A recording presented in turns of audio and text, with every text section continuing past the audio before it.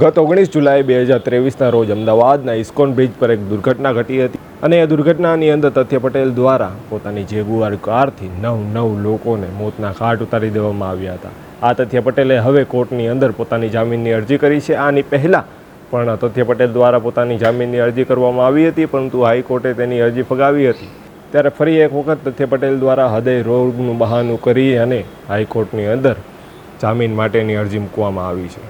વૈષ્ણવજન તો તેને કહીએ જે પીડ પરાઈ જાનાને રે।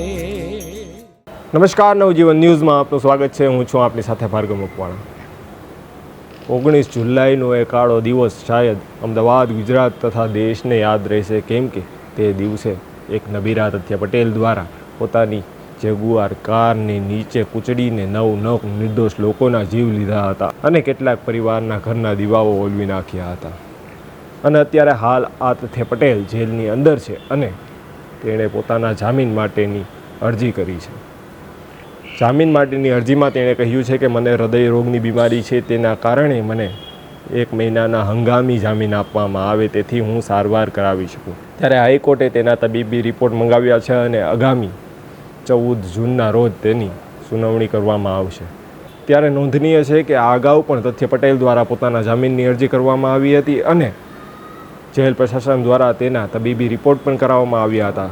શહેરની UN મહેતા હોસ્પિટલ ખાતે તેના મેડિકલ રિપોર્ટ કરાવવામાં આવ્યા હતા અને તેમાં જાણવા મળ્યું હતું કે તથ્ય પટેલને કોઈ બીમારી નથી। ત્યારે ફરી એક વખત તથ્ય પટેલ દ્વારા પોતાના જામીનની હંગામી અરજી કરવામાં આવી છે અને તે અરજીની સુનાવણી હાઈકોર્ટની અંદર આગામી 14 જૂને થવાની છે। 14 જૂને થનારી સુનાવણીની અંદર તથ્ય પટેલને જામીન મળે છે કે પછી ફરી એક વખત તથ્ય પટેલના જામીન ફગાવી દેવામાં આવે છે, તેની માહિતી અમે તમારા સુધી પહોંચાડતા રહેશું। અત્યાર સુધી બસ આટલું જ, અને જો આપને આવા જ સમાચારો અને અહેવાલો પસંદ આવતા હોય તો નવજીવન ન્યૂઝની આ ચેનલને લાઇક, સબસ્ક્રાઈબ અને શેર કરવાનું ભૂલશો નહીં। નમસ્કાર।